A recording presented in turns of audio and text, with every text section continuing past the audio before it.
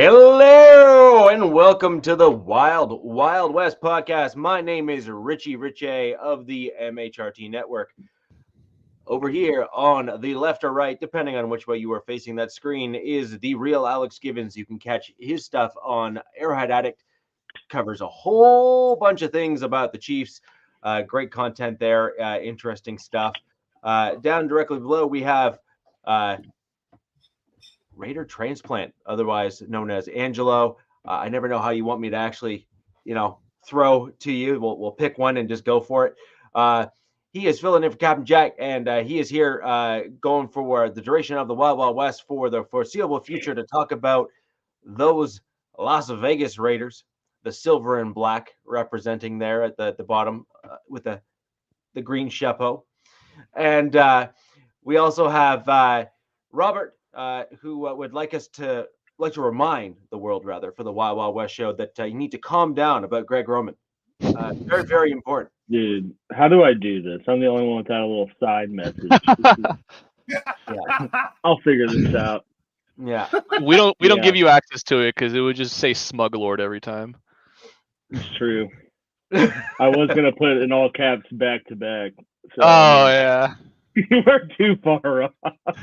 Well, at least you didn't. I was going to say, at least you didn't go all the way there and put three-peat. So that's a good thing. How to do that. Yeah. So anyways, guys, we have a great show for you planned tonight. We're going to discuss a few big-time topics here. First things first, we did not get to it last show, but we do want to start covering off some of the coaching changes throughout the AFC West, give our comments and whatnot on them. And then we're going to delve right into three red flags that we have for each of our teams. And so we're just going to kind of go one each and talk about them for each team. And then we'll go back and give our second and then our third. As always, we want your feedback and your comments on all of our red flags, whether or not you like them, you hate them, or just have some comments about them. Want to hear from you below in the chat. So with that in mind, we're going to go ahead and throw over to you, Angelo, in terms of the Raiders and your changes. Sure. No problem, guys. First off, for all the Raider Nation people that are watching for tonight, I want to thank you very much. Sunday was a pretty big day on YouTube. We had like over 300 people watching it, and I was kind of giving a State of the Union address on what's going on with the coaching, and then I got a ton of happy birthday well wishes, so I always appreciate that. Thank you very much to everybody. In terms of coaching changes, I think out of the four of us, we're probably the ones that have made the most. And we've done the most hires. Most recently, you might know who he is, Richie Richey, because he used to be your offensive coordinator. We got Rich Scangarello, I believe it is. You guys fired him back in like 4 years ago. He's our quarterback coach now. And, Raider Nation, or at least for me and a few of us, we were a little nervous about it because, when I want to be open and give everyone a chance in terms of coming into our staff. And I think that Antonio Pierce made it clear that being a part of the Raiders is not for everyone. So I think every single person that he's chosen to hire are all people that want to be here. Luckily for us, we did get Joe Philbin, who will be I'm going to assume he's the supervisor. Yeah. Which I was like, woo, okay. Everything's going to be just fine. So I think what AP is doing from every single hire that you guys are seeing us do is it's all checks and balances. So I think we're going to end up having a room full of coaches that are all going to be great teachers. Some of the ones that I talked about on Sunday is Andre Carter, former number 7 pick. He's our pass rush specialist. I talked about Cadillac Williams, former number 5 pick. He's our running backs coach. We're bringing in Luke Steckel, who's coming with Luke Getsy, and he's going to be our tight end coach. So if you're a fantasy football person, I know for me last year, you'll probably laugh at me, Alex, but I picked Michael Mayer as my first tight end off, and I took him. I know, guys, I know. I took him in round 5, believing that he's going to have a big year, and well, luckily for me, I did take Dalton Kincaid also later on, so I ended up okay. But how did you take him second? Tell you what, buddy, you're new. Next year, just go to the Lightning Fast Fantasy Football podcast, and you won't do stuff like that. I promise you. Okay. All right. Well, this year, I actually think that Michael Mayer will do extremely well because of the hiring of Luke Getsy and Luke Steckel. I mean, we already saw what Cole Kmet did for the Bears, and I kind of expect him to get a lot of workload. We also got Antonio Pierce's son, DeAndre Pierce, which I thought was a pretty interesting hire in the sense that he's allowing his son to be the offensive quality control coach. And I think he had a stint in Denver too, but you may or may not know that, Rich. But DeAndre Pierce was there. So I think that his whole goal is to have like a bridge between him and Getsy so that his son could kind of know what's going on the offensive side maybe. And then we got Gerald Alexander, who was the defensive back coach of the Steelers, and he's going to be our safeties coach. So that's pretty awesome, right? Guy that was coaching Minkah Fitzpatrick now gets to be with us coaching Morig. So we're happy about that. And Christopher Smith. And then we got Ricky Manning, who's now our defensive back coach. And you guys would know Ricky Manning because he was with the Jets for the past 2 seasons, helping out that secondary. So that's a fun coaching hire.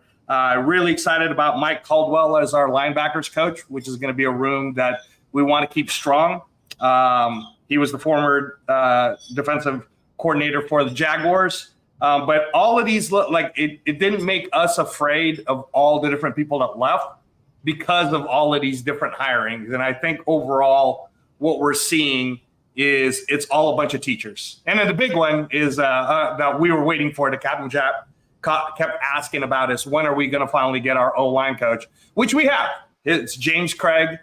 He was the LSU offensive line coach who also won the Joe Moore Award. And I was looking, Rich, that Cushenberry looks like he will be a free agent. So we will probably be taking a crack at good old Lloyd Cushenberry for our team since James Craig was the one that kind of helped them, during those times in LSU. And we'll probably take a crack at Damian Lewis, too, from Seattle, but we'll see. But yeah, as far as coaching changes and all of that, that is what we talked about on Sunday. And that is what I have to report for you guys on what's going on with our team, because we got a ton of different changes, which could be good, or it could also be a red flag, Rich.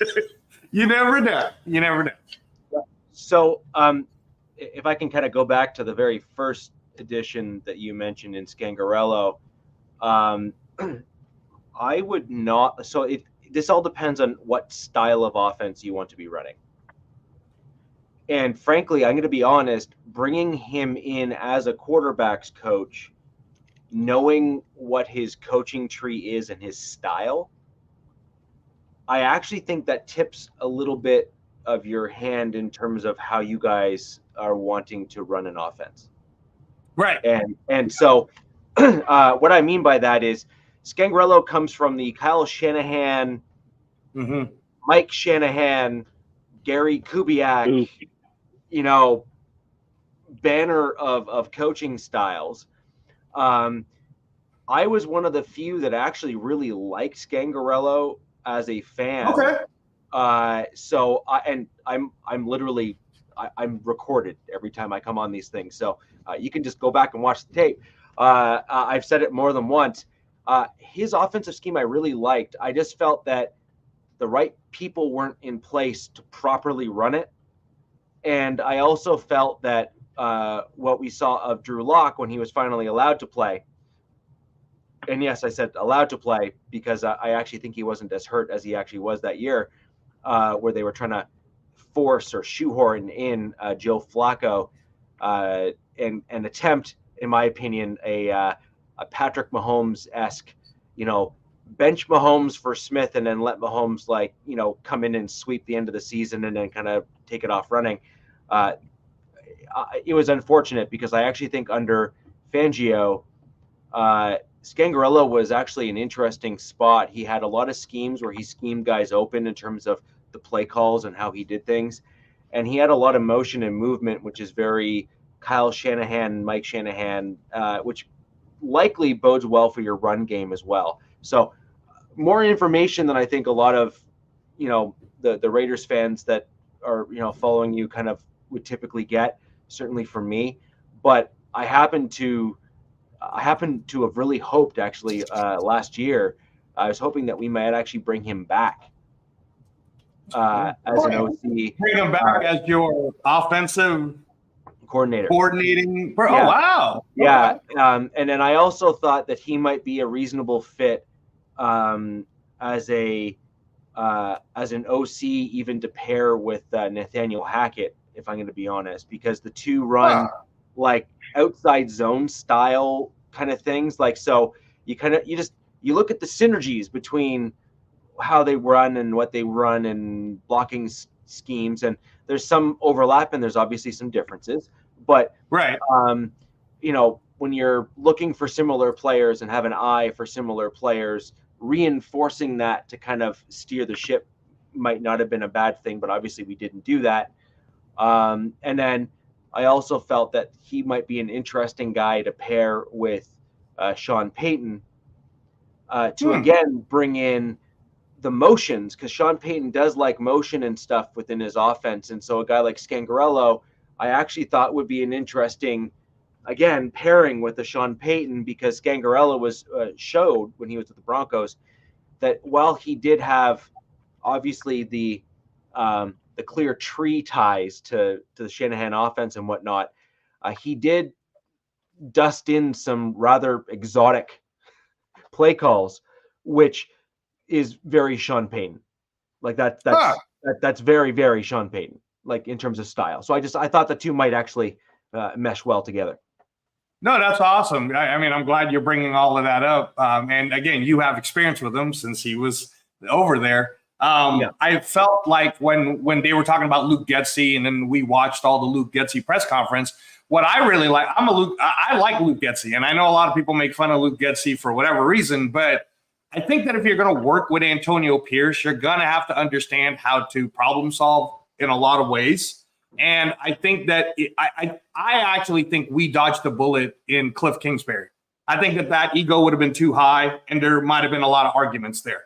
Versus Luke Getsy is just going to be like, oh, you want to run the ball? No problem. Let's run the ball, right? Like, and I think that when you gave me tons of it, you gave Raider Nation tons of information about Scangarello, because I was wondering, like, is he bringing Scangarello in as the quarterback's coach so that Scangarello could teach up these different type of zone motion, like all these different, so that the quarterbacks get it? Because you guys obviously know we're going to have to pick up quarterback. I didn't even want to bring it up as a red flag tonight, because all of you know that we got to work. We got to settle on who is the QB. I did like the Joe Philbin hire. So if any of you guys know anything about that and you want to give some info to the Raider Nation, that'd be great. Got me beat on that one. Philbin wasn't he like Tannehill's guy in college? And that's what he was with Miami, right? He was Miami. He was also head coach of Green Bay for 2 seasons. Yeah. But from everything that it's kind of like what I was talking to you guys about last Sunday, in where I feel like Antonio Pierce, and why I'm so confident with him being a coach, is he's understanding that he knows what he doesn't know. So then he brings in Tom Coughlin, and Tom Coughlin then bounces off. He can bounce off of Tom Coughlin. He brings in Marvin Lewis so that the defensive room can have a conversation. Now he's bringing in Joe Philbin so that the offensive room can have a conversation. And it becomes a very synergy style. Let's all have a conversation on what should happen, right? I can only speak from my own coaching experience, but this is something that when I've been on the boxing shows or the MMA shows and they ask me about my coaching philosophy or my coaching style, I would always talk about how I think it's stupid that in such an egotistical world of fight sports, that a coach can think that he knows everything. And I made it a point for me back in 2004, even when I was doing so well in the amateur boxing world and going to Colorado Springs and getting a chance to train some of the guys trying to go to trying to make it so that they can be in the Olympic team at that time, that in my head, I was like, well, I don't know boxing as much as I know karate, which was my base. So then I said, let me go try to make friends with this guy by the name of Freddie Roach. And little did you know it, just by hanging out with him, he lets me be his assistant for all those times when Manny Pacquiao and all those great fighters were around. And I can't tell you the wealth of knowledge I learned during that time. So I'm kind of hoping that that's what we did with the Raiders. All these different coaches that were fired everywhere else have a wealth of knowledge. And thank you again, Rich, for bringing up Scangarello. I think that a lot of the Raider viewers are going to watch this now, since you pretty much gave us the breakdown that we wanted. What is so good? Why did we hire this? Because when he got hired, man, a lot of the Raider people were going, "What are you doing? This is so stupid." But the way you brought it up, I think he was a steal. Then we stole him from you, essentially. It sounds like he was with the Niners first under Shanahan for I want to say 1 or 2 years, and he came up through the offensive ranks. He was seen actually as the bright spot, with as in that kind of underling, if you will, on the offensive side of the ball.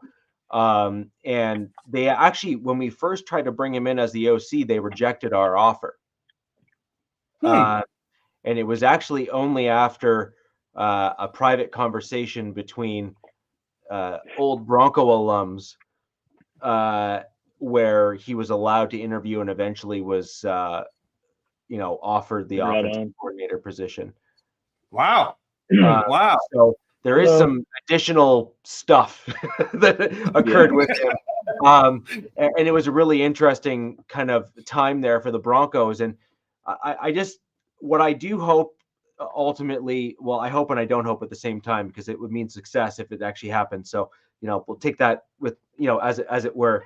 But I do hope that you allow the right guys to mesh together on the coaching staff.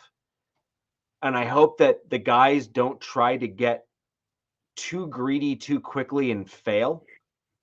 Because what you sometimes get with some of these coaches is they jump at the first opportunity and they're sometimes not quite ready yet. And then they end up basically fizzling or failing in the league. And so I would much rather, and would hope rather, that you guys let these guys gel and mesh together. You got the run game guy who is your coordinator there, who's got the Ravens background and whatnot.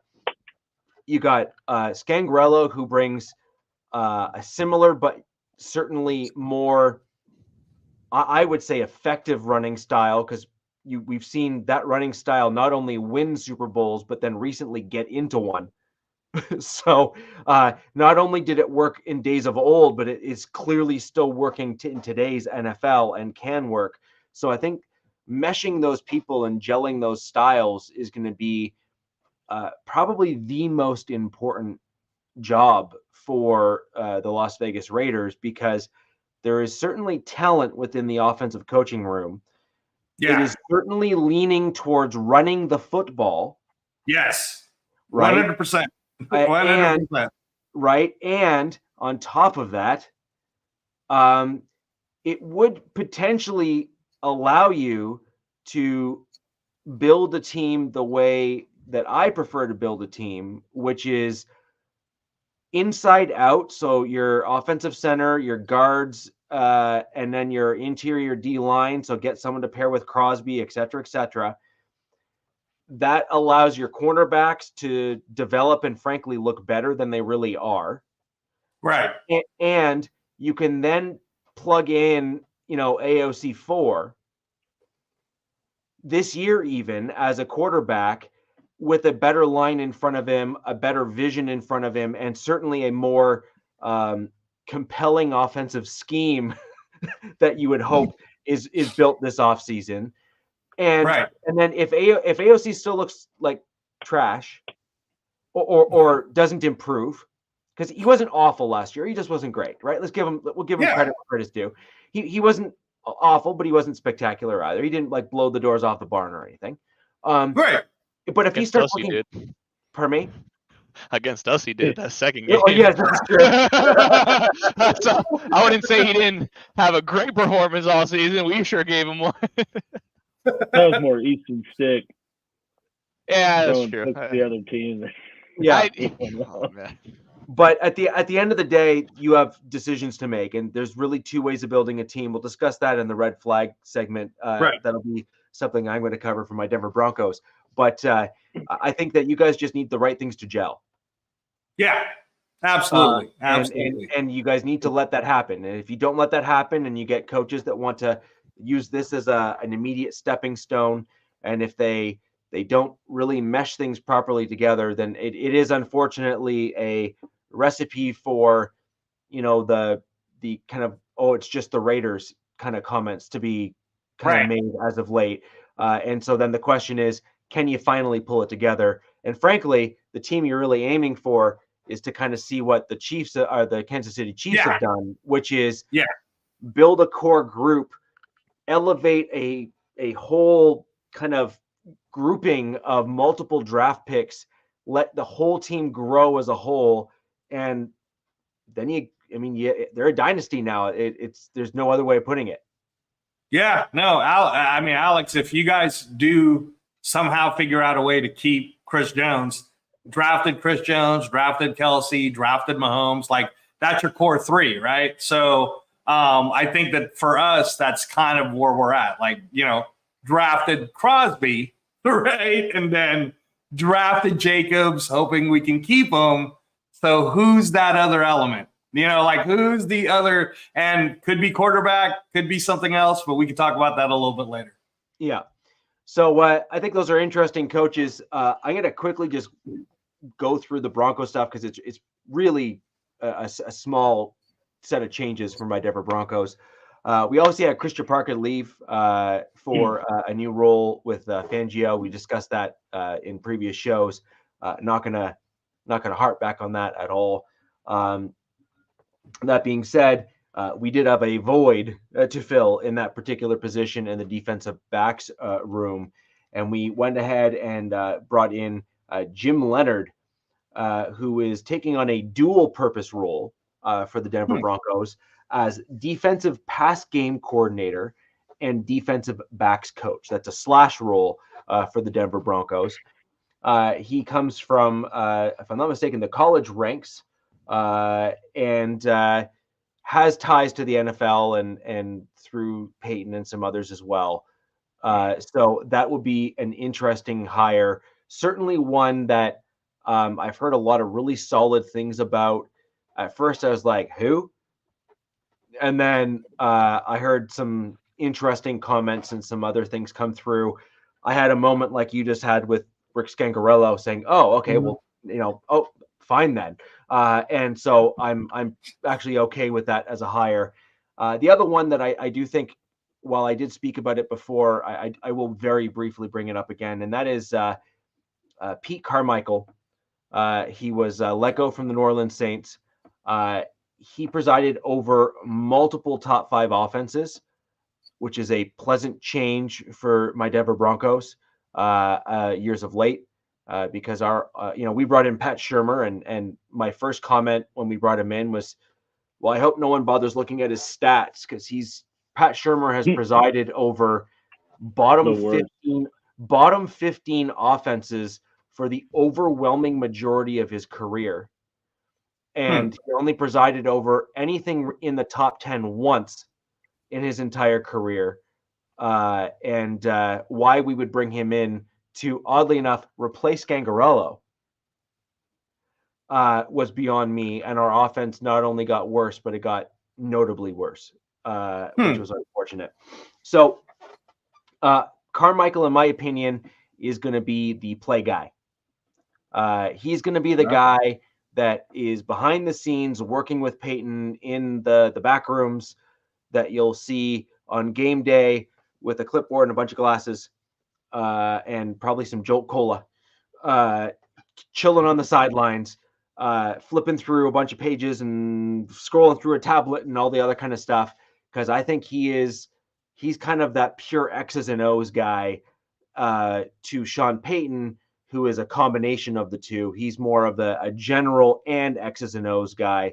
Whereas I think Carmichael is that he's the designer. He's the guy that's got the creativity and the creative component to him. And you often need a yin and a yang. You need the creative genius to pair with the overly analytical engineer type. And you need the two guys. You need two guys with personalities that gel. And if you get two guys like that, you're going to be potentially dangerous. And I think that this has a potential to kind of start to get back to that point for my Denver Broncos. Aside from that, no other major changes for the Broncos staff yet. It will be interesting to see what happens as we get closer to the NFL season. Also interesting to see how we do in the draft and free agency. We have a lot of holes to fill on the roster. So it'll be very, very interesting to see kind of what happens there. And I believe that may have some telling direction on whether or not Vance Joseph will continue to have a tenure here with the Broncos. Because I think if there is a coach that has a tremendous amount to prove, it would be Vance Joseph for his up and down performances last season. Can you touch a little bit on, I just want to get your take on what Sean Payton has been saying about Russell Wilson. Is that just smokescreen, or are you guys actually considering keeping him, in your opinion? Oh, they're going to potentially keep him. Yeah, I think you have to. No. Trade for him. No. They're doing it from a malicious perspective. Wow. Which is exactly what I said they should do when they first did what they did. I was like, oh no. You don't let the dude walk. If he wants to try to go out in the media and slander your team and do all the things, cool, man. You do you. You think we're letting you go? That's funny. No. You have an injury guarantee. You're going to be sitting your butt back in a bed somewhere. We have to pay you the money anyway. And because the money is so off-putting anyway, we'll keep you as QB3, the most overpriced QB3, and then we'll make it publicly known that you're being permanently benched. And then good luck getting a starting gig in any other, basically. Good luck getting any free agents to come to Denver. That's how they treat their players. Yeah, I mean, I'm wondering, is it really, I'm thinking of it this way. I could see that from a coach's perspective, which is probably one of the reasons why someone like a Bill Belichick did not get a job this year, because I think that the NFL is trying something new in where they saw Dan Campbell successful, and they're like, you know what? Let's stop with the tyrant coach style, and let's see what happens if we do this collaborative Antonio Pierce, where he's hiring everyone basically who has experience, right? So do you really think that the ownership group for your Denver Broncos would be okay with taking a roster spot, overpaying a QB3, and then having basically every week the media attacking your team, just saying, this is stupid, what are you guys doing? This is ridiculous. I said that they're going to be dead serious about putting that on the table. And because that is the Shroud business, that is the business savvy way to go about it. Russell Wilson has already opened up the can of worms.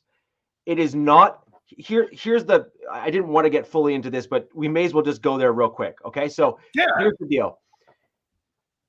It is not an uncommon thing for teams to go to the players in the bye week and talk about contract adjustment pieces. Okay. The only thing that is weird is that you typically don't ever do that to your franchise quarterback. Okay. That's not the typical player that you're having that conversation with. It's like the other guys on the roster, right? But then again, your franchise quarterback is also typically not underperforming that aggressively or egregiously the contract that has been put in front of him. So the way I look at it is this: is who has the incentive of releasing the information that was released to the press? So the Denver Broncos knew they went to Russell Wilson, and they knew that they spoke to him about his contract. There was no press conference or news releases after that.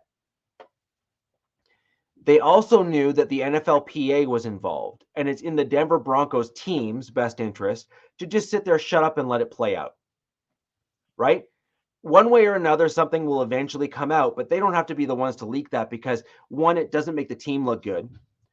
And so then you have to ask yourself at the very end, when Russ finally got benched and got word he was being benched, and then all of a sudden the contract stuff kind of came to light. Well, who benefits the most from getting that information out there? It's Russell Wilson. He is trying to basically play himself out to be the darling. Look how patient, look how calm, look at the poise, look at all of that stuff. By the way, I don't disagree with that. He actually handled himself very professionally. So credit where credit is due. But that's besides the point. Look at the stories and look at the narratives and look at the light that it shines on who. And it's probably that person's camp or some person 3 people deep within that person's camp that made that leak. So I'm willing to bet that the news of the benching and the contract talks and all that stuff, that was someone from within Team 3 that leaked that news. One, it inadvertently and in the background kind of gets a bunch of people trying to talk, or at least this is what they're hoping, about, oh my gosh, maybe we should get him next year for our team. So that's one. And then 2, it basically is attempting to put the Broncos in a situation where now that they've already kind of embarrassed him, that they must let him go. At least that's the theory. Well, now the Broncos can spin that narrative back on its head. And this is the only route, in my opinion, that the Broncos have to take. Either Russell Wilson is going to actually be fair and amicable in the situation and allow the Broncos to pay him the money that he's owed, but then put in some kind of a modified extension that spreads the cap number over multiple years. Because right now, the most they can spread it out is over 2. But the Broncos, in an ideal situation, be like, look, let's not fight this out. Let's not have all the stuff, but let's write it in where we basically put some kind of a modified contract in place where you kind of like sign and re-sign, or some kind of modified deal where that guaranteed money that you're owed, but just allow us to spread it over multiple years. And then we'll literally just let you walk. So it's a restructure. You're essentially asking for a restructure so that money could be voided for the later years. Okay. Yeah, or spread across multiple years in terms of allowing that to take place. And that would be ideal for us and ideal for him. It would allow the Denver Broncos to allow him to walk, completely just amicable way. And it would allow Russell Wilson to then go back into free agency without tarnishing of his name. But the reason for my comment earlier is simple, which is, all right, if you're going to not do those things and you're not going to try to work with us and kind of go down that route, well, if we owe you all that money as guaranteed money anyway, we can't have you get hurt because you got other guarantees in your current contract if you get injured. So a soft, comfy bed is nice. Wow. That is totally reversed from the Jimmy G thing, but it's really great to get your take on it. I always wanted to hear I'm shroud and aggressive when it comes to that kind of stuff, and I think it's incredibly important that we all recognize that this is in fact a business. Just because they're my favorite team and I'm going to root for them every Sunday, just as I am never going to be upset at Russell Wilson for getting and his agent for signing the contract that he did. Right. And I'm also not upset at Russell Wilson to go and grab the bag of cash and demand the bag of cash that he's owed. I'm never going to be upset at a player for that. Where you cross the line for me is when you kind of start publicizing things and doing those sorts of things. So just as the team here has some leverage, Russ also has leverage as well. And depending on how each party decides to play their hand, it can play out in multiple different ways. It could turn ugly real fast. I know, and it'd be great. This is awesome. Oh, it'd be fantastic. I would love that. I mean, I will say though, this isn't, for people trying to defend Russ, he absolutely deserves his money. But and we mentioned this, we talked about this before. It's new ownership. New ownership didn't give him that contract. Yeah, they did. They don't. No, the ownership. Yeah, they did. Did they? Yeah, they did. That's new ownership. It was the new ownership. It was new ownership. Yeah. Oh, New ownership didn't trade for him, but that's what it was. You're right.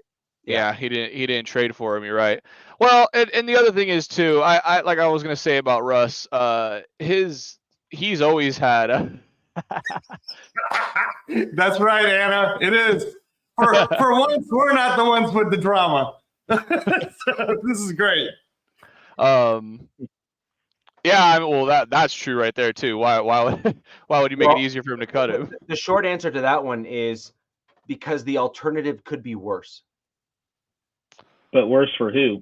Yeah. I don't know. I don't know that your aggressive business approach is any sort of positive thing for the Broncos doing that, because at the end of the day, Russ is out of the door 2-3 years from now. You put him on the bench, but then what you have is every other player saying, damn, if I go to Denver and they sign me to a deal that they don't think is fair, they're going to do me dirty. Why would I want to do that? Oh, I don't disagree, which is also why I think basically our GM has this draft to right the ship. And if he doesn't pull a rabbit out of where, I think he's done, in my opinion, because he'll be the perfect fall guy for all of this, and the Broncos can literally pin it all on him. So you can pin the Russ trade and contract on him. You can pin and by the way, the Russ contract and trade was not actually on George Payton.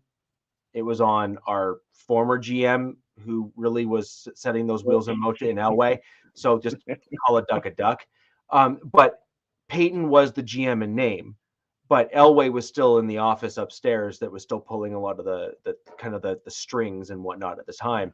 But what is on this GM is the trades that were made in the offseason recently for Powers and for McGlinchey, who both underperformed based on their contract levels. So Randy Gregory, etc. So look at these contracts that are stacking on top of one another that are putting our team further and further behind. They start to become very, very easy to pin back on the GM. So to answer the question is, why would he make it easier to cut him? Because you can either have really, really bad PR from a group and a team that just simply has more money than you and more influence than you in the media, certainly within the Denver area, and then eventually up through the NFL kind of verticals there. So they can start leaking all sorts of stuff, including some of the things that were kind of tamped down intentionally by the team when you were there with Nathaniel Hackett, where there were certain rumors that were very, very unbecoming of Russ. And if the details of those were to start getting leaked, I think it would, first off, it would in some regards corroborate some of the former Seahawks teammates kind of stories. That's kind of the vein that those kind of rumors were in. And it would certainly, I don't want to say all but certainly make it very, very difficult for him on another team to become their starting quarterback and be anything other than maybe a mid-level backup on another team, which would be a significant pay cut. Because I think right now he still has enough to recover where he could probably get a reasonable contract with another team to be their starting quarterback for the 2024 NFL season. No, man. He keeps saying that he's coming to us. He's not coming. And by the way, I still think that he is, in fact, at least an average to above average quarterback in the right system with the right players around him. There's a caveat to him, though. He is no longer a guy that's going to elevate the team around him like he once was when he was younger, because he's lost some of the things that he was once capable of doing. So is he a good quarterback? Yes. Can he be an above average quarterback? I think so. Does he need the other guys around him to do the thing? Yes. And I think that that's why he would be a good fit for a team that has more pieces on the roster, maybe better pieces on the roster. Frankly, I actually think that he is a reasonable fit for your Las Vegas Raiders, if I'm going to be honest, because I think you have a better team surrounding the quarterback than, say, the Broncos do at the moment, especially on the offensive with Adams and whatnot being there. But I think that he needs to go to the right spot. Leaving amicably and leaving with some kind of an agreement is in his best interest, in my opinion. So let's say he does that, and we'll make this a shorter one. Let's say he does that, and then he leaves and he goes to the Raiders. How would you feel about that, Rich? That you have someone that you're basically paying for. You guys are the ones paying them, because there's no way the Raiders are going to open up a checkbook for Russell Wilson. So we'll be like, oh, you want to come over here? Is it because you want to stick it to Denver? Okay, sure. We'll let you compete with Aiden O'Connell, and if you beat him out, right?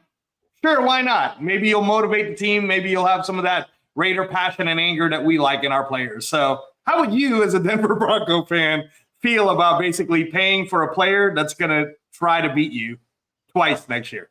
Well, it depends on how he's let go. So if there's a restructure which then stretches out the contract over multiple years, I'd be fine with it. I mean, he still needs a phone book to see over the offensive line, and that's to our benefit.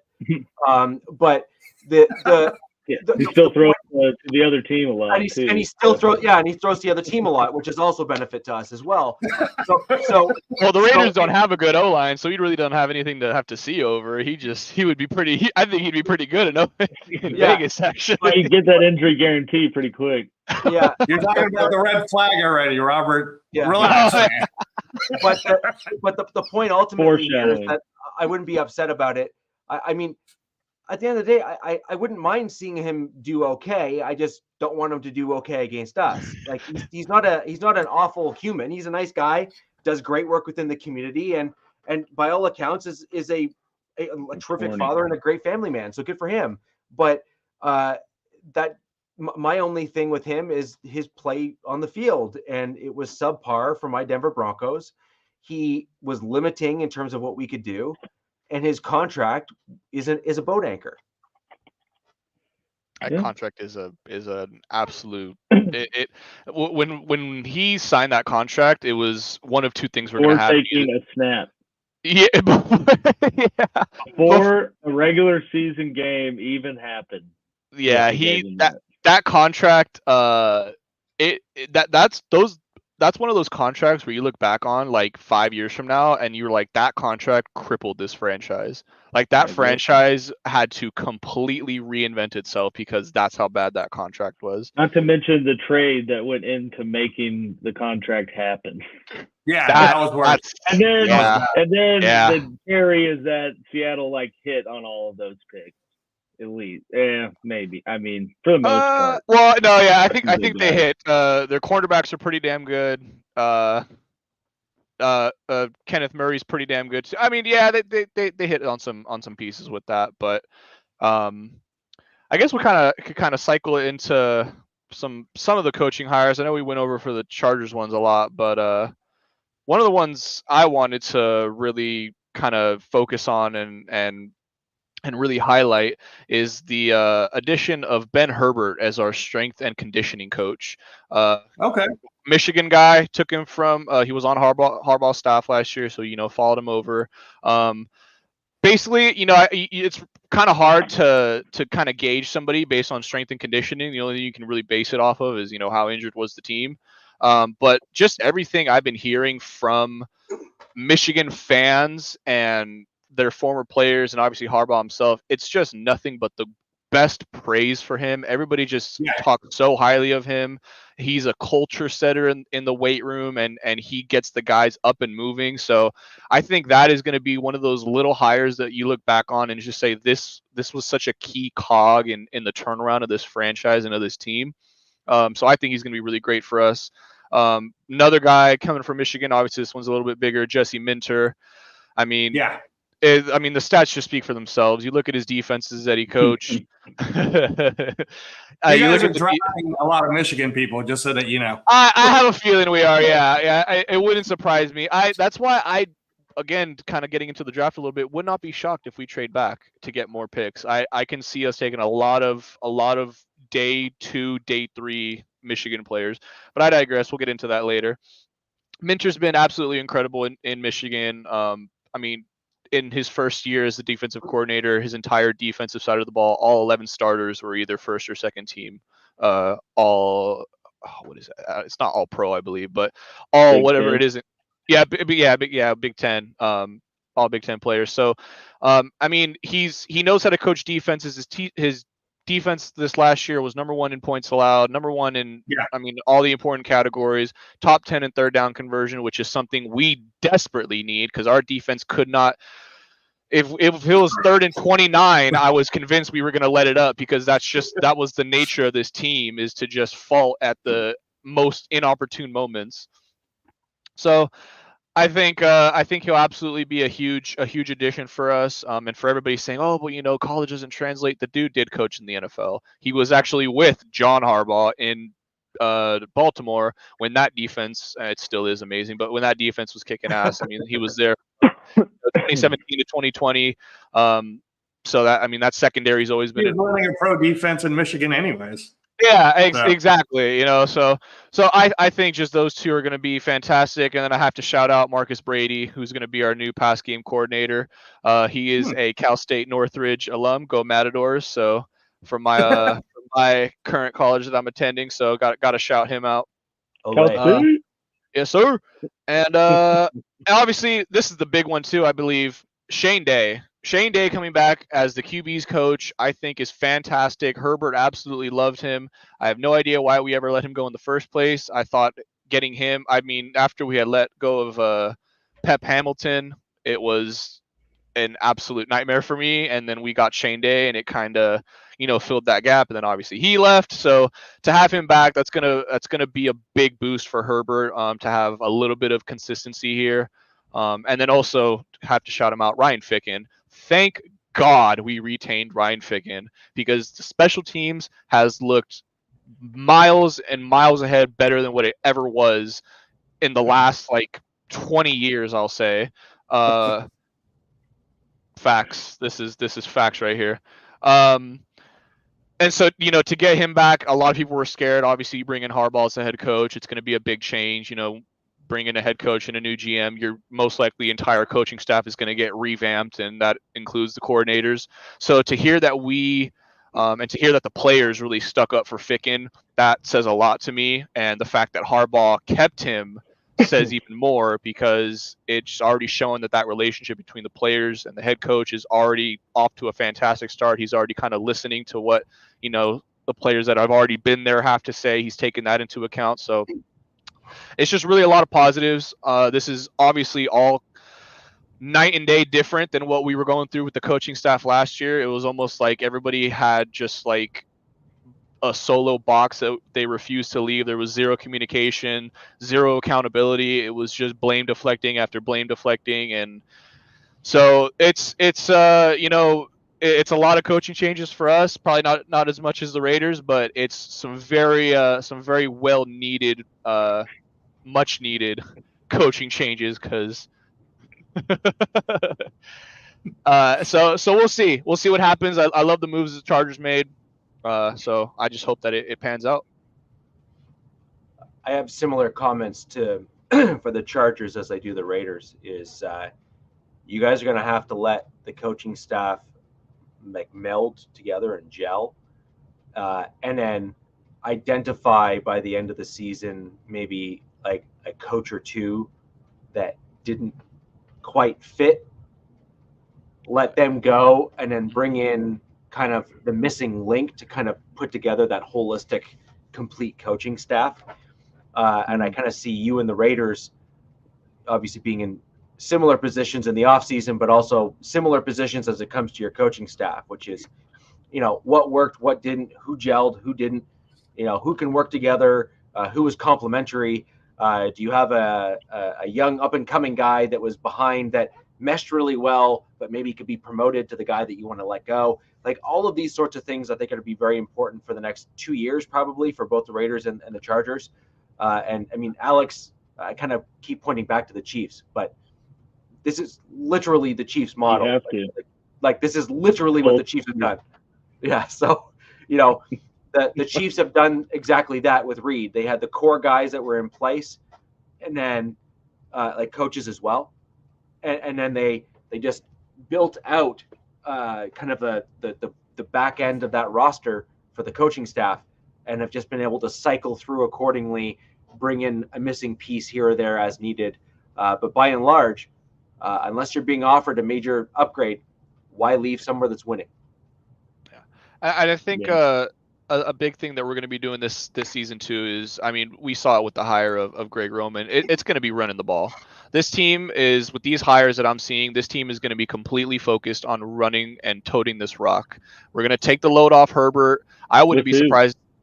But that's the thing. That's the thing. I'm very curious to see it. It very well probably might be Blake Corum in round 3 or 4.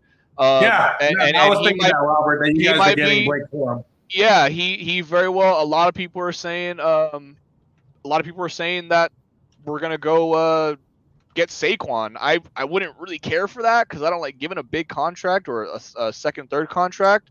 But if he came over for a cheap deal, why not? I mean, he really doesn't got much to offer. Doesn't got much to John. Yeah, we gotta hire the Chiefs referee staff, man. It's funny you say that though, but if you go look it up, they're like the most penalized team, and I think like they got the least favorable calls this year. So it's like completely false narrative. But hey, if a good ref staff associates with Super Bowl wins, then I'm fine with that metric, I guess. Yeah, you're not complaining much nowadays, Alex. You're not complaining. But one thing I did. I was just gonna ask you, Robert, since I did this with Rich. So is Austin Eckler getting signed back because of the running game? Or I hope not. No, he needs to go. Okay. Yeah, he needs to leave. He had his contributions to this team. You know, it's you can't average less than 4 yards a carry as the number one running back. It's just you just can't do it. You're not going to ever go anywhere with it. I understand the O-line wasn't fantastic, but that's just inexcusable. And again, I harp back to the Jacksonville game. That game in and of itself showed me why Austin Eckler should not be the starting running back on this team. There's no way when you have a 3 touchdown lead and going into halftime that you rush for -2 yards the entire second half. There's zero excuse for that. Corey Linsley was there. I mean, I understand some of the other pieces weren't there, but there's zero excuse for that. You got 2 touchdowns in the game and you had -2 yards the entire second half. Yeah, he's gone. Yeah, I agree. Not to mention he's almost 30, isn't he? He's close. Yeah, which is basically a skeleton at the running back position. Yeah, 30's like 70 in running back years. Yeah. So, Alex, with the Chiefs, you guys had some interesting news, so I'll let you delve into that. Yeah. Just to add, I didn't really put my input on the moves around the team, but I did want to echo what our Raider transplant buddy was saying down here on at least looking at the Chargers and Raiders staff. I feel like there's some hires you look at them in a vacuum, you're like, what are they doing? But I like what they're doing in terms of the bigger picture. And I know I've talked to Coach about it and probably said it on the show, but it definitely seems there's a vision across the board, both with who the Raiders and Chargers are bringing in for that checks and balance approach. And, here we have our head coach that we know, or, whoever's organizing the scheme knows what they want to do, but knows, okay, I'm not as skilled at developing a rushing attack as Greg Roman is, or is Luke Getsky, or what he did with, like you said, Kmet, or even with Fields, if they get Jalen Daniels or someone like a little more mobile. So I think those things, it looks like there's a bigger collaborative approach that the Raiders and Chargers are going to want to take, and I think that's the right move to make, and it'll be interesting to see how it all comes together. But as an outsider fan looking in, there hasn't been one hire that I've seen any of them make that you're like, you don't see what's the ultimate goal in mind with what they're doing. Whereas the Broncos, I see, Peyton's just getting more of his guys, but I think that will work for them in the long run. It's just a matter of getting him the guys he wants and how long that takes. Because I think there is there seems to, at least for me, for the Denver, seems to be a little dysfunction in terms of what Peyton wants to do and what the front office, I guess, had in mind. Because I didn't understand all this. It seemed like from the jump, it was like, I got to get Russ out of here. So I'm going to do whatever I can to just defame him, whether it's directly or indirectly. I'm going to make some comment about his play until I could be like, all right, this is it, get him out. Whereas I just don't get why you would go trade for a first-round pick for a guy and he not be on board with trying to make it work, at least for one season. So, I think Peyton has his own assessment in mind of what he wants, and it sees how long it takes for him to get there, whether that's aggressively trading up for someone in this draft or whatever. But I think all three teams are making the moves to get the philosophy and the people and the personnel that they want in there. So it'll be interesting and exciting, I think, as a fan of football in general, to see how that all meshes together in the bigger picture. As far as the Chiefs, really no news in terms of coaching changes or anything else, which is no news is good news, I guess, after you win the Super Bowl, and that you're not losing any staff. They recently announced extensions for Spagnuolo and Dave Tube, who's been a long-time assistant head coach for Andy Reid and the special teams coordinator. So across the board, retaining all coordinators, as well as Andy Reid was pretty adamant on nixing any sort of retirement talks. So, I think at least for the next 3+ years, as long as things continue running at full speed, I think you have Reid kind of there until he decides he doesn't want to be. I think that's going to be good for what they want to do next year to keep the continuity and keep those guys in house. Like I said pre-show, I could see maybe some kind of inner tweaking or inner workings with the offensive side of the ball. I don't know if that means bringing Bieniemy back. Who knows what that means, but I think that looking at how this team played, special teams and defense certainly was not the problem at the low points of this year for the Chiefs. It all stemmed back to offense. Like I said throughout the show, just kind of an apparent lack of discipline or some of those things that used to be good at. It just didn't look like was really a focal point for Nagy, whoever the other guys kind of putting together the game plan. And I think a component of that was too many yes men in the room with Reid, who's, hey, I want to go out and run 30 screens this game. Yeah, let's do it. I'll draw. Yeah, I got this sweet one. Let's do this. And whereas, at least in later reports that came out after the fact, probably from looking at the glass half full with Bieniemy gone, it came out that he was more of the bad cop, so to speak, or the guy that would push back on what Reid wanted to do. And I truly think that's why we saw such a drastic difference in how this Chiefs offense looked, regardless of what weapons weren't there or not. I mean, for the most part, it was pretty much the same offense outside of Juju Smith-Schuster not being there. and we saw a drastic dip in a lot of numbers and a lot of explosive plays. So I think if anything, we'll see a reworking on the offense or bringing someone in as some sort of collaborative assistant or whatever, some fantasy titles, but just some guy that can kind of help steer it back to what it was, these past few years. But I mean, excellent news out of Kansas City to keep both your coordinators and, big names that have been around in that building for a while and keep that continuity. So, that certainly is a good thing for the Chiefs. You just won a Super Bowl with that coaching staff. I think the only thing that you could have done well with, in my opinion, is to feed off your last comment, which I agree with, by the way, is who's going to come in and be the bad cop is maybe the wrong word, but who's going to come in that is going to be respected enough at this point in the process that Andy Reid will allow, because remember, Bieniemy had built up enough clout within the room that he was allowed effectively to tell Andy Reid that you're wrong. Yeah. Right. That's really what it comes down to. Right. And so then the question is, who's left out there in football land that has that amount of clout that Andy Reid could bring in off the street? Bill Belichick. He's not doing that though. But that's the only guy.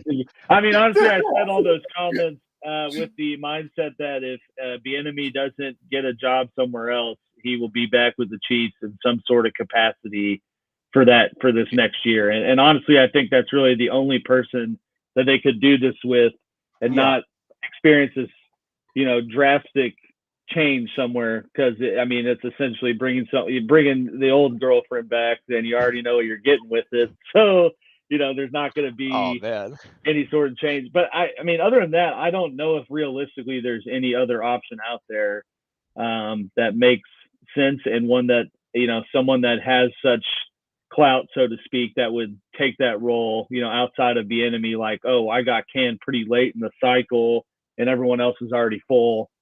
Why don't I come on and be passing game coordinator, or something like that, like what DZ just said. And that, I think, the only type of person that could do that outside of someone else getting fired late.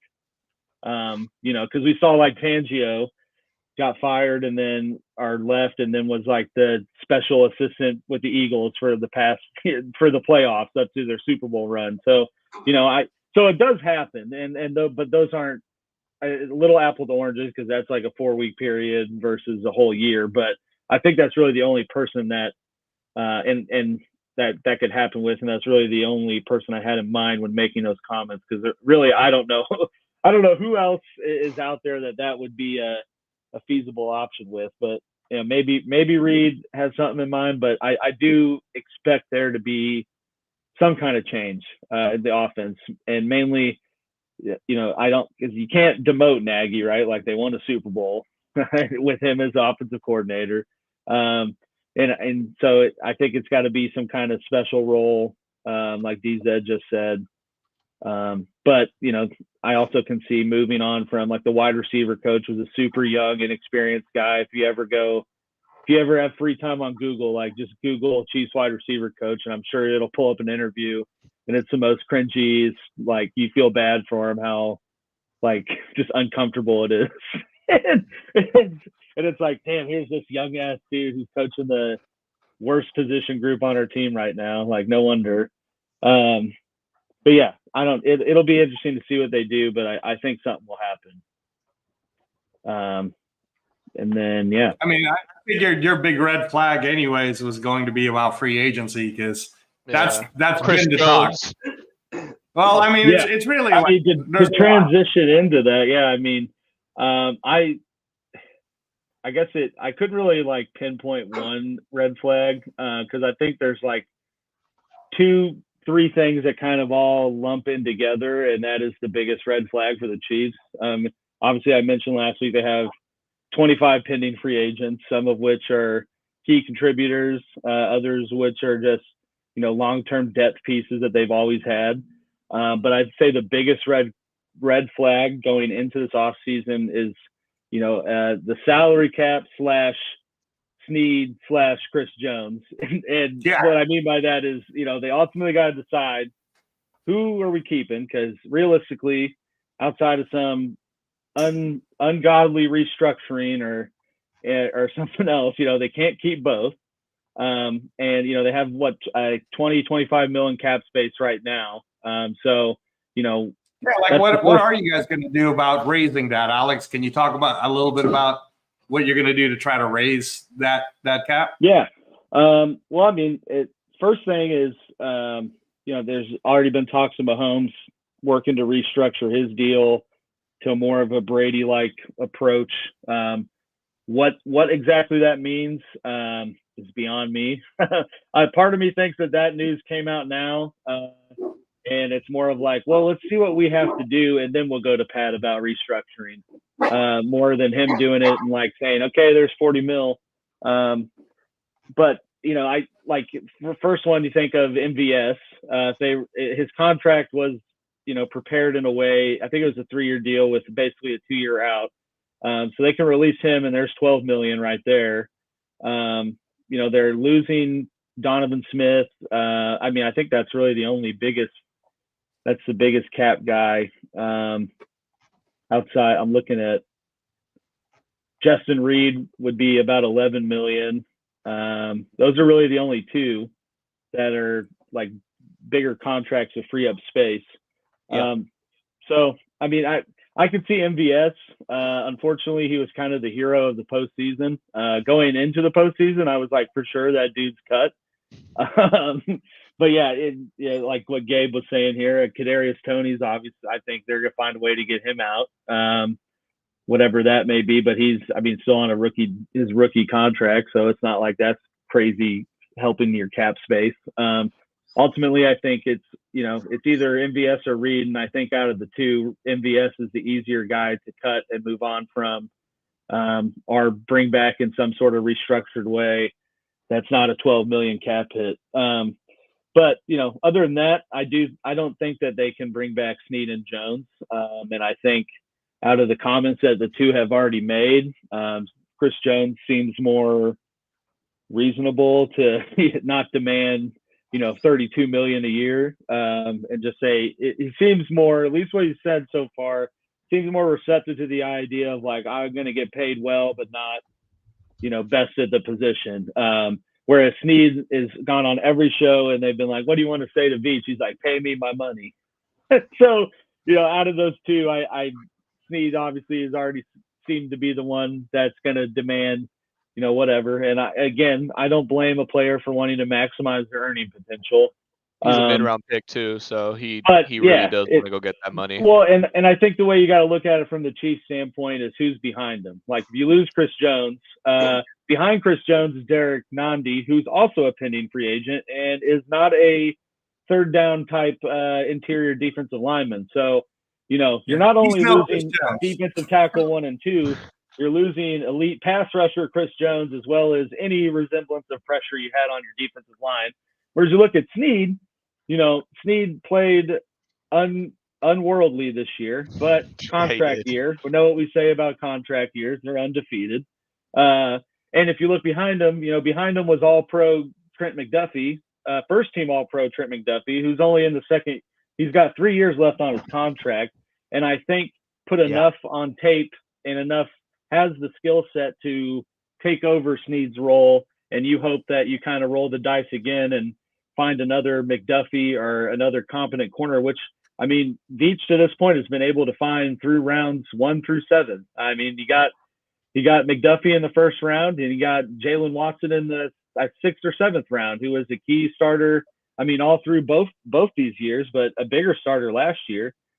So I think just looking at the corner position as a whole, and I'd say how deep it is across, like where you just, you could go find the craziest athlete that played Sun Belt football and he might turn into be a, all pro corner. Whereas you can't go find some crazy athlete that was a D tackle at a D2, but he's 6'6", 330 and expect him to be Chris Jones. It's just not, that's just not going to happen. So I just think looking at him as a whole, you can't, your chances are better of not missing a step moving on from Snead compared to moving on from Chris Jones.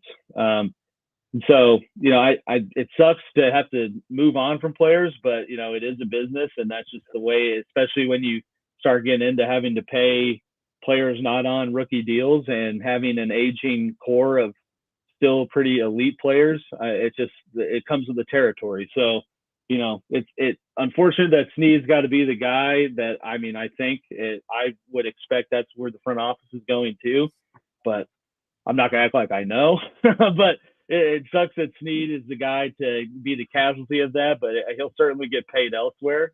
But you can't let Chris Jones walk out the door. You just can't. Regardless of if he's 31, he still is not. He got 10.5 sacks this year without going through training camp and basically coming off the street after 1 week, and still got every bit of all the contract incentives he needed. So I think he's shown that he's not regressing, anytime soon. And even if he is, I think he's too much of a presence that you can just move on and not miss a beat. So biggest red flags, just the salary cap situation and those two guys that are going to demand a big portion of what is out there right now and determining, which one of the two, hopefully Chris Jones, that they keep. And then that kind of lets you know where the rest of the dominoes fall, so to speak. Yeah. Do you really believe, Alex, that Chris Jones would do what Max Crosby did Because when Max Crosby did the extension, he knew he wasn't resetting the market. And honestly, he's one of the lower paid people. I mean, based on Max Crosby talent, we should be adding an extra $10 million to that salary cap right now, you know. But he's willing to be a Raider for life. Do you honestly believe that Chris Jones, having been drafted by the Kansas City Chiefs, that he wants to be a Kansas City Chiefs for life? Or if the Tyreek Hill scenario happens and a team like the Texans were to go, here's all this money, guaranteed up front, you think he'll be willing to say no? I mean, I do. This is based off of what he said after the Super Bowl and this, up to this point. And then, because I think if he didn't want to be in Kansas City, the holdout that started this year would have gone on a lot longer until he got the money he wanted. And basically, I mean, he held out for one game. They lost by a point, and he came back. And I mean, I think they reworked so he got an additional, I think, $3 to $5 million or something. It wasn't much. You were basically thinking like, what the hell did you just do that for? And hold all of Twitter or X, going ham on his agents, like, what did they just make this guy do? But I think that also is a little bit of a testament of how much he wanted to still be in KC. And I think probably said to them, like, look, go do what you think you got to do to give me my money, but I don't want to, ruin this relationship to the point of I'm not coming back. And I think, looking with how that went and what he said this far, plus the fact that, he is going to be, I think he's 30 now, so he'll be 31 at some point next season. I think and just kind of where the franchise is at and who's around, I think it's more of, I don't think there's going to be greener grass for him anywhere else. Regardless of what guarantees people are throwing at him, there's going to be some dead spots around the rest of that yard. The money will be greener, though. Yeah, but it's like I said last week. It's a weighing of, okay, it's probably my last contract that I can get. Do I want to go get the maximum guaranteed money possible, or do I want to get as close as I can to that, but know I'm still on a winning roster and know that barring some unforeseen circumstance, we're not going to be in the talks to win the Super Bowl while I'm finish out my career. And I think ultimately, weighing those things and what he said, I don't think that he wants to leave, regardless of the Texans or the Raiders or the Panthers or any other team with this, a bunch of cap space or looking to bring in a guy that says, here's a blank check, write what you want. I don't think that is the biggest weighing factor to him. I mean, I'm not going to act like I'm friends with Chris Jones or that we have convos about this. But I think as an outsider looking in at all the stuff that's happened throughout this whole year and a half long facade of wanting more money, he's shown that, he does value and prioritize being with the Chiefs. Yeah, no, the only thing I disagree with is in where Chris Jones could go. So we have a coach like Dan Campbell who made the statement that no matter what, we will be in the Super Bowl next year. And Detroit actually has the money to lure in someone like Chris Jones. So right away, right there, it goes to Detroit. It'd be hard for anyone to convince me that Detroit wouldn't automatically be the favorite to go to the Super Bowl if Chris Jones is there. Same thing that I say if the Texans were to go, oh, hey, we have the money to guarantee you. I mean, we're going to pay you more than Aaron Donald is getting paid right now. And right away, I believe the Texans. So there are teams that can pay him that money and show him that the grass would be greener. And this is why I brought up this point last week when we were doing the show. And I said, he's like Shaq. He's Shaq right now. He's so dominant that it doesn't matter. Like, you take Shaq, you bring him to Miami. Oh, surprise, surprise. Won the NBA Finals right away, right? So, and then I even say this because Raider Nation obviously wants Chris Jones. I don't think it's some big secret that no. Raider Nation would love to have Chris Jones. And what it does for a team like ours is it takes him away from you. And then now we get to pair him up with Max Crosby, which would just be deadly for everyone, really. So it'd be hard to even say that we couldn't beat you in the division if we were to get Chris Jones. Now, of the teams, I honestly don't think Chris Jones would come to the Raiders anyways. It doesn't matter what money we offer him. I just don't see it. I think that if Chris Jones was going to leave, he'd probably leave somewhere else. But it's interesting that you were saying that you believe he'll take the discount, because that's tough, man. That's tough. I don't know. Those egos are high. Well, I mean, I don't say discount that like he's going to get 15 mil a year. I mean, I think he's still going to get. He's going to get up there. Or 20, 25 maybe. It's just not going to reset the market.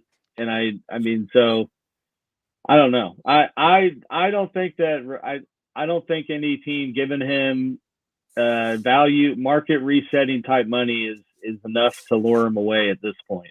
But I could be wrong. I mean, but given everything that's happened and what he just recently has said, I think that he would just rather ride out to the sunset in KC.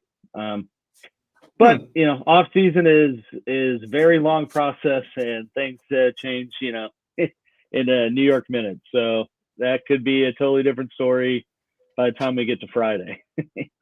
But Patriot, to answer your comment, yeah, if Chris Jones leads, priority number one and red flag one would be finding some way to replace that. Yeah.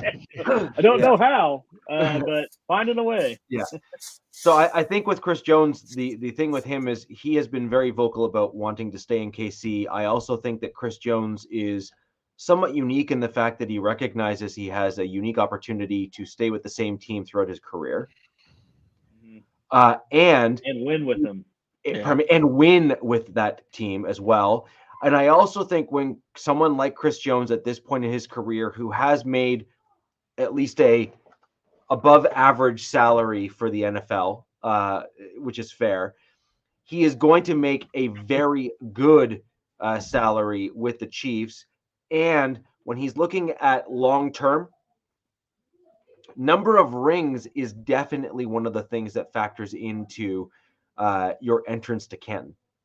Mm-hmm. I think he's locked though. That's the thing that'll maybe. Well, I think he is locked, but I also think when you're talking about, you know, that guy, like, you know, he, in my opinion, I think Chris Jones is truly trying to get himself in the conversation with LT. Yeah. Like, look, I'm being honest. Yeah. I think he is. I think look, you asked, and I'm just telling you the way it is. I think it is. Right. I think he's that's his goal. Like he is setting that as a goal. I mean that's definitely fair to say. I think the thing with Chris Jones is like you said, he's gonna definitely want to. If he wants to stay in KC, he'll stay in KC. KC. I mean, it's just as simple as that. It's what he wants. If KC goes to him and they're like, look, like this is what we can offer you, and if he's like, yeah, I'll take it, or if he says no, give me a little bit. Even if he says no, I want a little bit more. I think if you're KC, you have to. I mean, yeah. Even if you set a price for yourself and you're like, we're not going above this. If he goes maybe 10 mil above that, you're gonna say, yeah, we're gonna give it to you. Yeah. I mean, there's nothing to discuss. When I talked about this on last week's show about how our team, the Chargers, are missing that guy on defense. Chris Jones is that guy on defense. You could plug him in anywhere. You could put him at any edge. You could put him in the middle. 3 technique. You could have him do whatever. He could probably jump back into coverage if you needed him to. The dude is just a playmaker. He makes plays happen. He disrupts the field. And I mean, Rich, leader of the defense.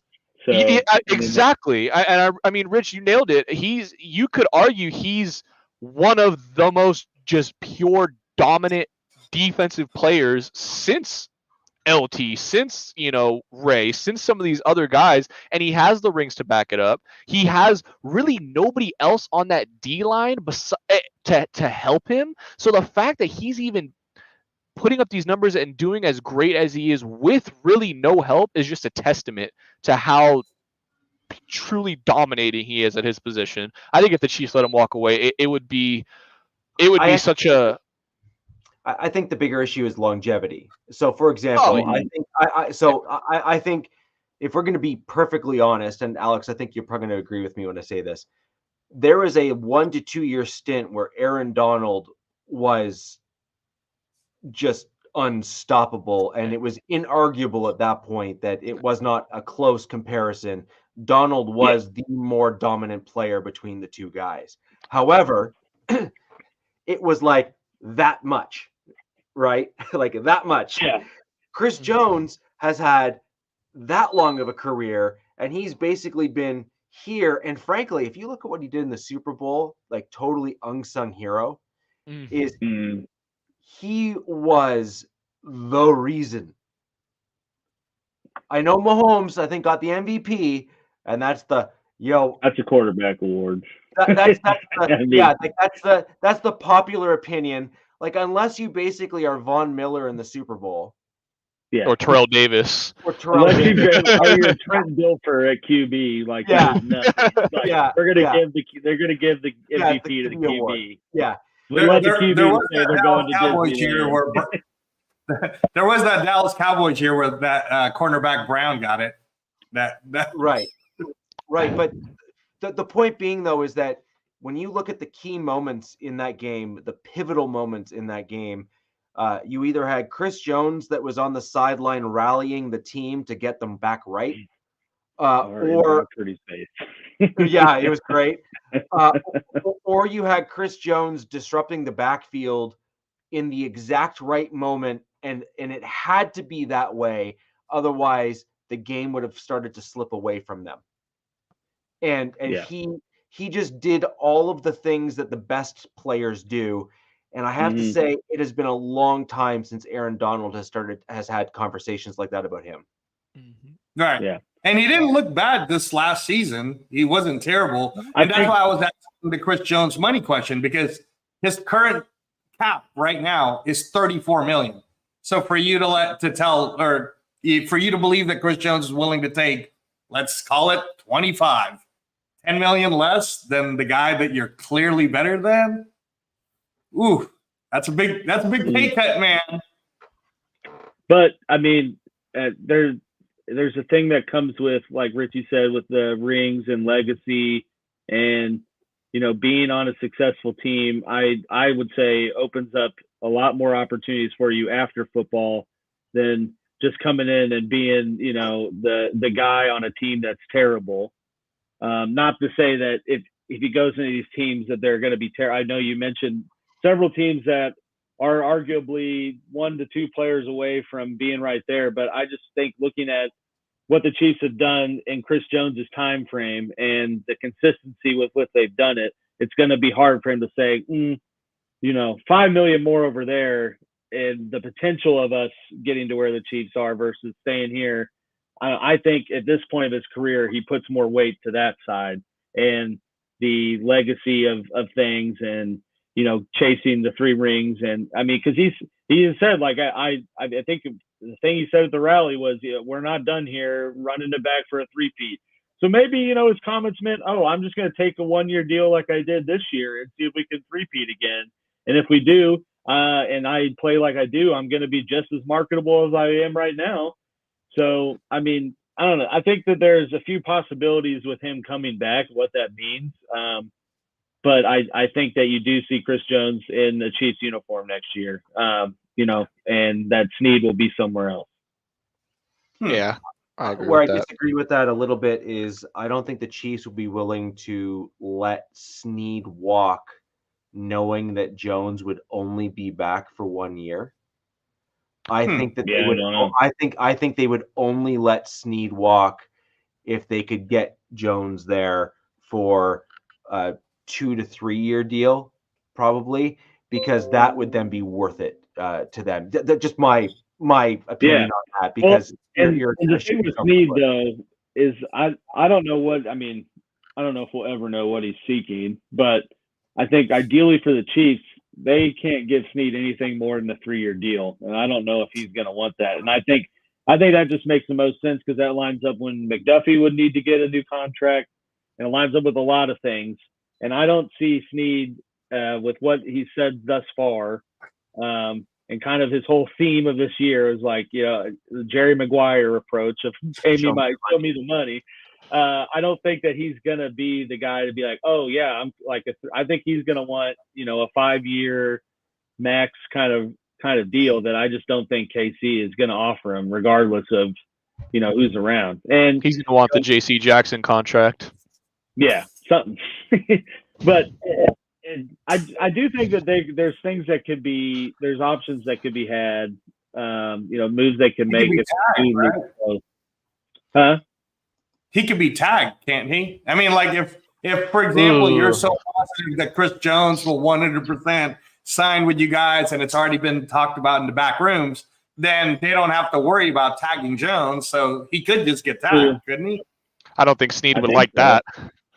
No, but I know. At that point, though, do you think he doesn't? Does he hold out? Does he start to play those cards? He's like, I deserve to get paid. I should have been a free agent. You guys didn't let me test the market.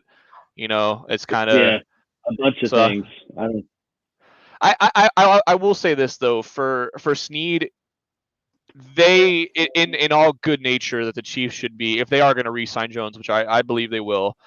They got to let him test the market. You got to let him go try to get his money. Some team will pay him. Some team will, who is cornerback needy. Looking at the Philadelphia Eagles, they're going to pay him. They're going to pay him a big contract, and rightfully so. I mean, the dude balled out this year. We're going to see. We're going to see if it's because he had. Oh my God, why am I blanking on your other cornerback's name? McDuffie. Thank you. He had Trent McDuffie on the other side, so we're gonna start to see: is it really he's just that talented, or is it, like you said, contract year, playing alongside another fantastic, all-pro corner? This is why I said it's gonna be like a J.C. Jackson thing all over again, because J.C. Jackson was the same thing, played alongside a great corner, has a great balled out year in his contract year. He was an undrafted free agent. I know it's not as bad as a mid-round pick, so. He was a 4th-round pick, though, so it's not like he was he wasn't paid great. Yeah, right. And that's another reason why I think he's going to want to maximize his money, because he's been on the 4th-round rookie deal this whole time, and then it's like, oh, you guys want me to take a discount again? Like, no. Yeah. No, I agree. So with regards to the Broncos and I have one red flag, and it's literally, this should come as a surprise to nobody. It's cap. Yeah, it's cap space. What's cap? I second that. So we have the Russell Wilson decision that's going to be coming kind of soonish. We also have the signings from last year that largely underperformed their contract, which are chewing up a lot of cap space for modest production. I'll give some credit there, but I mean, it's not spectacular, but modest production. And then we have just a bunch of other guys that are chewing up cap space here. Sorry, Deezy. On the roster, right? And then kind of tied to that is we have the re-signings that are aging. So we have the Justin Simmons, we have Garrett Bowles, we have a couple of those players that fit into that mold that are taking up large chunks of the cap space that have had either, some would argue really good years or decent years. I have a different perspective because I think that stats and things can be skewed if you only look at certain stats. And I think that tends to be what happens when you look at Pro Football Focus and some other stuff, is they're zoned in on like one or two key stats and like ignore everything else. And they also ignore the situations in which those players were in too, which also is important in terms of, who's the top guy in this thing, or, is that guy really, the guy? And I agree. Surtain is going to be probably the guy that the Broncos are going to use to pull a Miami. To go number one? Is that no. what? Well, if I had my way, what would your trade package be to go number one? You're gonna go get Caleb Williams. What's the package? You don't have enough. I don't know if I'd want to go Caleb Williams, but I probably look at putting together, assuming cap is available with the Bears and stuff, which I haven't looked into, just to be honest. Oh, it's available. Okay. Yeah, they got plenty of that. Okay. So I would look at packaging Garrett Bowles, who is a left tackle, who I think would be serviceable for them. Someone who is pretty good in the run game, so-so in the pass game, but certainly would probably work in a Chicago-style environment. Has that kind of grit to him because he works fairly well in Denver, and I think he would be a good fit for Chicago. I would also package Pat Surtain as well in that trade up, and look at another means of mitigating if I had to another first-round pick, because in my opinion, just for what it's worth, based on trade compensation, Surtain is worth at least 2 ones. Yeah, easily. Like at easily least 2 ones. Oh, easy, yeah. At least 2 ones. And so you're already taking a starting left tackle and a dude that's worth 2 ones. And so then the question is like, all right, so let's say Bowles is worth like a fifth just because he comes with both age and salary. Fine. So you've now given up 2 ones and a fifth. So then the most that you'd probably give up again is this year's 1, or maybe a third pick this year or something to kind of package with that to then shimmy up. So and then you'd kind of use the goal here is keep all your future picks. Yeah. You want to try to keep all those future picks. The roster needs too much. And I think to kind of add on to what you said, Rich, with the Bears in particular, it would make perfect sense because Surtain is arguably the best corner in the league. And absolutely. Johnson. And they just lost Johnson. So it would, a lot of it would make sense for them. They could tag Jalen Johnson. They haven't lost Jalen Johnson yet. They can still tag him. But if you trade for Surtain, you don't even have to worry about tagging him. You could then use that tag on somebody else. And then you're like, we got our cornerback locked up. We got our left tackle locked up. We're rocking with Justin Fields. He has DJ Moore. You probably go wide receiver in round 2 or 3 or some of these other picks you're getting from Denver. Well, they still have the 4th pick or whatever. They still got pick 9. I think it's 9 or something. 9, right? Yeah. So, like, I mean, the Bears are. I'm terrified. They're gonna be the Texans of last year's draft, where we saw the Texans get Stroud and then trade right back up and get Will Anderson. I mean, they got some moves to be made. I mean, you could be terrified, except for the fact that they tend to mess things up. So yeah, you got to hit on the picks. You do got to hit on those picks. Yeah. So my big thing for the Broncos is just the word cap or cap space, which is we have a combination of veterans that are chewing up a lot of it, and then we have an issue with Russell Wilson, who's either leaving, whatever, just everything surrounding cap space for the Denver Broncos. There's going to be some tough decisions that are going to need to be made. I have long come to terms with that kind of stuff, and frankly, am looking forward to moving on from a group of players that largely have not won much in Denver. And I think that's often lost for Denver fans, is that, yes, you may like some of these players, and trust me, I totally get it. But at the end of the day, what have they actually done? Yeah. Right? Like, they have not elevated the team. They have not put the team on their shoulders and got us into the playoffs even, let alone, sniffing the dance, the final dance floor. We need to, I think, move on to a group of guys and a group of players that have that extra fight in them or the extra gear to get us into the Super Bowl. Those are players like Peyton Manning, Von Miller, John Elway, Terrell Davis, players of old for the Broncos that we kind of remember from those years that had that extra gear to their game that could elevate the team and get us into the playoffs and ultimately the Super Bowl.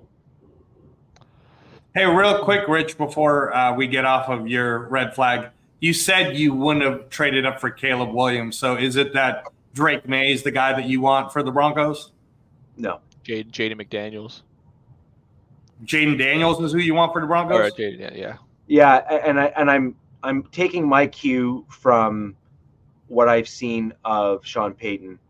He likes versatile quarterbacks. He likes accurate quarterbacks. He wants. Let's put it this way. Caleb Williams, though.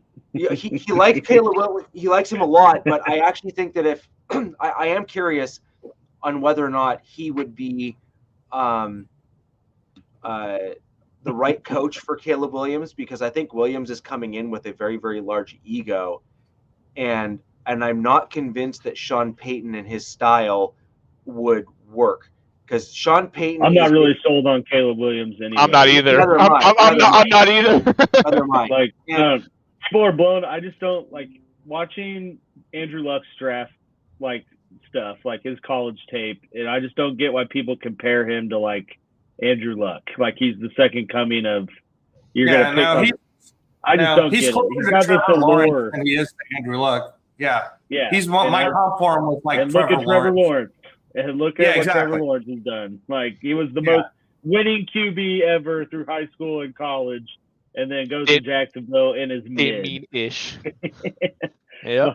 So I don't know. So my thing is, I in my opinion, I think Sean Payton, and I would rather take the quarterback pick based on what we think is going to work best with Payton. I would go with a guy who I believe is more versatile, who can do more things, and also someone who just gives us the flexibility to really open up a playbook. Can you run it with the quarterback run? Yes. Can you throw the deep ball accurately? Yes. Can you throw the mid game accurately? Yes. Sean Payton's majority of his offense is in the mid-intermediate places of the field and spots in the field, and leveraging the run game to then further open up that area of the field, because you're hammering guys so much they get worn down. And then you throw a deep bomb every once in a while, and it just absolutely kills the defense because they've had to shimmy shake up further to try to stop those kind of death by 1,000 paper cuts. And so I think that getting a guy like him would probably be a guy that would fit. Exactly. I think that would be a guy that would fit a Sean Payton system better. Daniels instead. May is an interesting and intriguing prospect. I just think he doesn't have the same sort of versatility, if I'm going to be perfectly honest, as Daniels. And again, I am concerned with ego, because you don't want two guys to clash. You want the quarterback and the coach to be kind of in parallel with one another as they kind of go through things. Case in point, I look back to KC in recent years with Mahomes and Reed. They are definitely on the same page together, and it shows because they just keep winning. I mean, those three, Kelsey, Mahomes, and Reed, all three of those guys just have like a mind of their own that you can't coach against it. No, I agree. So that's my red flag is cap place. Yeah, sounds like your guy, by the way, Rich, when you were talking that whole time, to me is either JJ McCarthy or Bo Nix. So I could see Denver just trading down and those getting more picks. The lower tier quarterbacks for sure that go outside the top 10. I could see the Raiders even possibly going after one of those two at 13 if he's available. So with that in mind, what's the red flag there for the Raiders there? I'll keep it pretty short. For us, really, you get the split in the nation, right? Of, everybody wants to trade up and go get Jaden Daniels because Jaden Daniels is the guy that, Antonio Pierce was the one that scouted him and knows everything about him. And again, I don't want to say this is a red flag, but one of the things that I love about Antonio Pierce is also one of the things that I think some of the Raider Nation people are worried about with Antonio Pierce is that he wears his heart in his sleeve.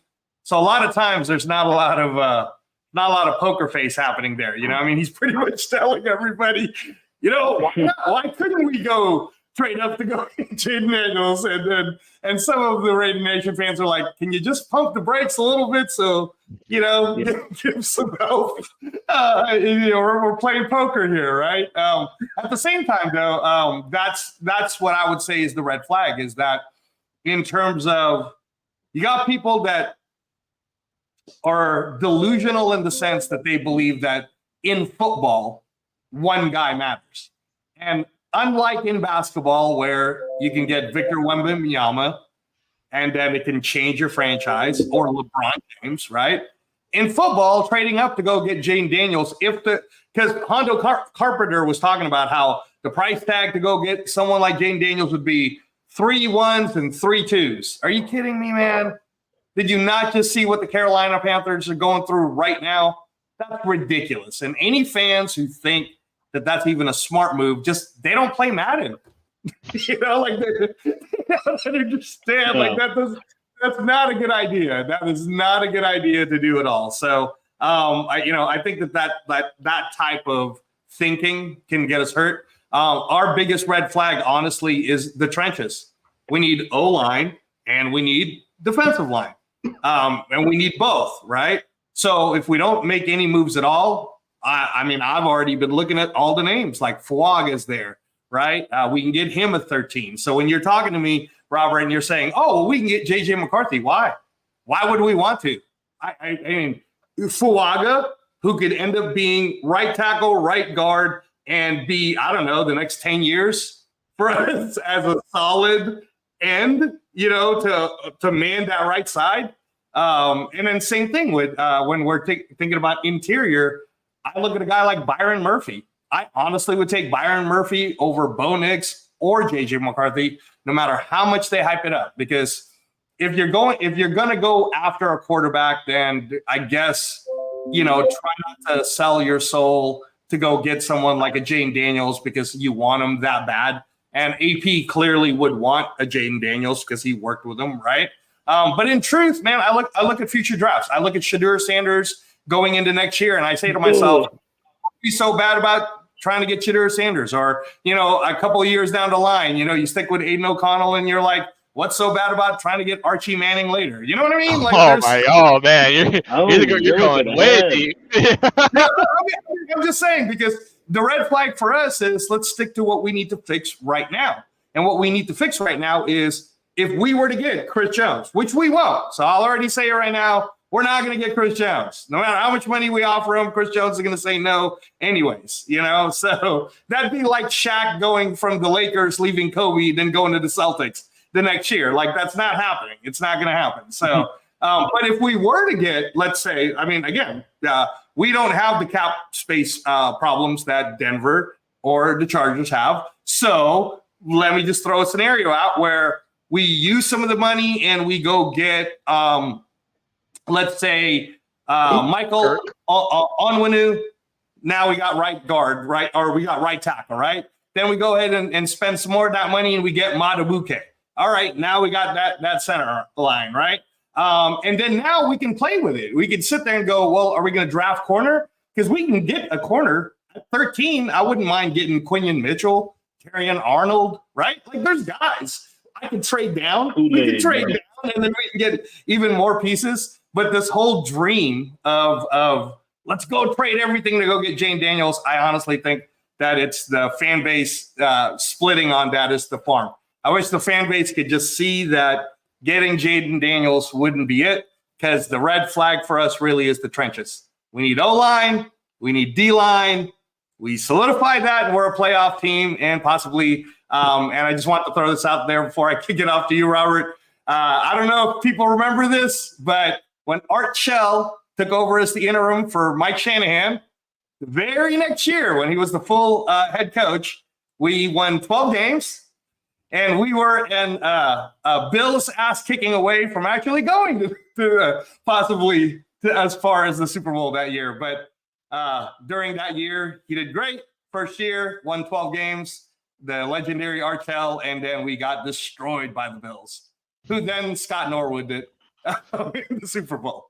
But anyways, wide right, baby. Wide right. I'm hoping history repeats itself with Art Shell at least. So, it's funny you did mention that about the QB. I will just touch on this really quick.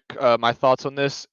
As the GM in the front office of a team, if they have a QB that they like, they will move up to get him. They don't care what they got to move. They will do it. The Niners thought Trey Lance was their answer. They moved 3 first-round picks.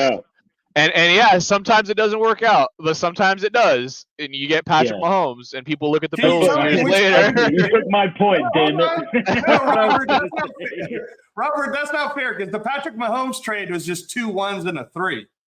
Yeah, but the Bills also gave him up, and they have Josh Allen, who spent his entire career trying to beat Patrick Mahomes, who they could have just solved all of this if they would have just drafted him originally. I was just going to say, the teams obviously are chasing the QB because they think that's the driving point of success. But in all reality, like the I think the Chiefs moving up for Mahomes is probably one of the only move ups to get the guy that has actually worked, and that's just because the Chiefs were a quarterback away from being a championship roster or a game-changing quarterback away, I should say, because Alex Smith wasn't bad, but he wasn't going to go out and beat teams with his arm, And then they go and get Mahomes, they give him 1 year to learn, and then boom, it's like, we are on this run we're on now. Whereas you see, like Carolina go and sell their team and their best pass catcher, just get Bryce Young, and then they're like, why isn't Bryce Young good? I don't get this.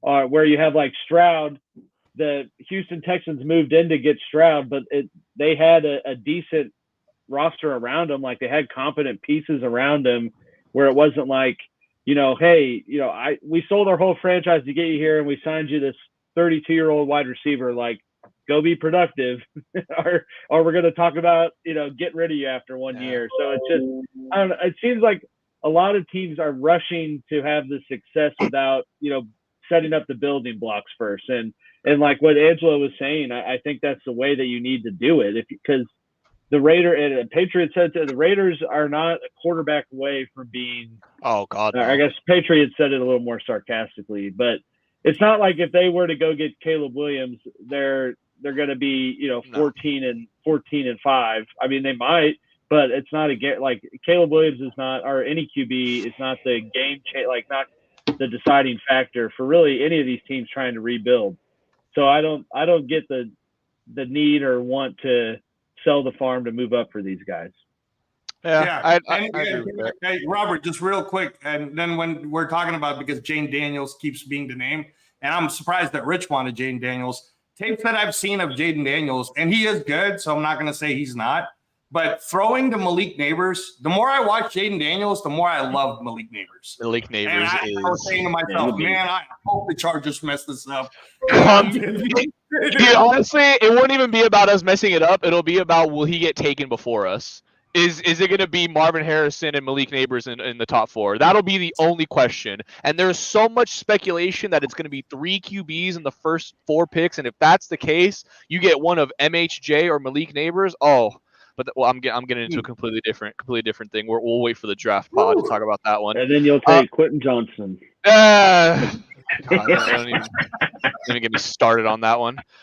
Really quickly here, I know we're kind of a little pressed for time. Really quick, red flag. I've been saying it all season, man. It's the interior O-line in that run game. That you got to address it. This is I mean, I know Corey Linsley, coming out was unexpected and completely out of your guys' control, but you got to address it. You got to draft a center. Got to draft some interior linemen to help this running game and to help whichever running back you're going to start this season, because God knows Eckler didn't have anything to run behind. Not to say, I still want him gone. He played well, but the O-line did him absolutely no favors once Corey Linsley went out. So you're probably not going to get Linsley. You're probably not going to find a Creed Humphrey in round 2 like the Chiefs did. But man, you got to get someone that could solidify this O-line. Yeah, JXJ. I mean, like you gotta. That is the biggest need for us besides wide receiver with the first pick. Yeah, and as with anything, scheme fit matters. So as an example, you may well have guys on your roster now that better fit with what Harbaugh is going to want to put on the field from an offensive perspective. But I do still think, I agree with you, you need that anchor in the center to kind of, build around and keep there for the next 5 to 10 years. And hopefully they can develop into that guy. But guys, with that in mind, wanting to ensure that we give all of the news all of the time, but not continue to go on and on and on the same topics here to bore all of the kind viewers that are here with us this evening. Thank you very much for all of you. Before we do sign off, what are your red flags for our team? Leave those down below in the comments, as we said earlier in the show. Very interesting. Interested to see what you have to say on that. Next week, we have another grouping of actually very interesting topics to go over with the AFC West. And we will go deep into those and get your comments and discuss those on the show. Until next time, guys, next week, where the West Side is the best side. Peace!